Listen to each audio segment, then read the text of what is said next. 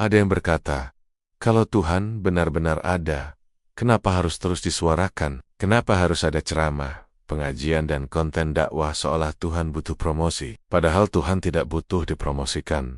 Kitalah yang butuh diingatkan. Manusia mudah lupa, mudah lalai, dan mudah tersesat oleh hawa nafsu. Karena itu Tuhan mengutus para rasul, bukan untuk membuktikan keberadaannya, tapi untuk menyelamatkan manusia dari kebodohan dan kesesatan.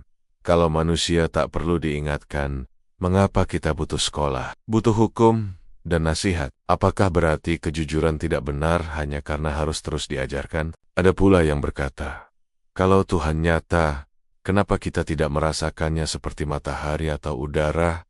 Itu keliru. Tuhan bukan bagian dari alam, tapi pencipta alam itu sendiri. Menuntut agar Tuhan bisa dilihat sama seperti menuntut agar angka terlihat secara fisik, padahal yang tampak hanyalah wujudnya, bukan hakikatnya. Misalnya 3 buah apel dan 3 buah salak, hanyalah perwujudan dari makna 3. Angka itu hanya bisa dipahami oleh akal. Begitu pula Tuhan, tidak bisa dilihat dengan mata, tapi dapat dikenali dari ciptaannya. Alam semesta berjalan dengan keteraturan, dan itu tidak mungkin tanpa kehendak yang menetapkannya. Ada yang berkata lagi, mungkin semua ini hanya cara manusia menutupi ketakutan akan kehampaan. Tapi rasa takut tidak menjadikan sesuatu fiktif. Justru rasa takut menunjukkan bahwa manusia sadar akan keterbatasannya. Dan kesadaran itu menuntun pada pengakuan bahwa ada zat yang lebih tinggi dari dirinya. Ketakutan bukan bukti kelemahan, tapi tanda bahwa hati masih hidup. Bahwa di dalam diri kita ada fitrah yang menolak kehampaan. Sebagian orang menuduh para dai sebagai pedagang surga atau buzzer rohani.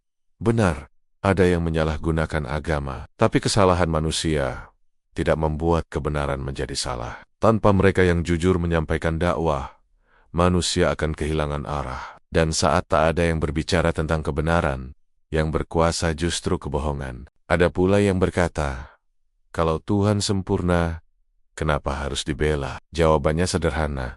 Tuhan tidak butuh dibela, tapi manusia butuh diluruskan. Kita meluruskan kesalahan, bukan karena Tuhan lemah, tapi karena kita peduli pada kebenaran. Kita meluruskan fitnah bukan untuk membela yang difitnah, tapi agar kebenaran berdiri jelas, dan yang memfitnah pun sadar sebelum tersesat lebih jauh. Tuhan tidak butuh spanduk atau promosi, tapi manusia perlu diingatkan agar tidak mengganti Tuhan dengan hawa nafsu dan ilusi. Kalau kebenaran berhenti disuarakan, kebohongan akan terdengar seperti hikmah. Saat itulah manusia kehilangan akalnya.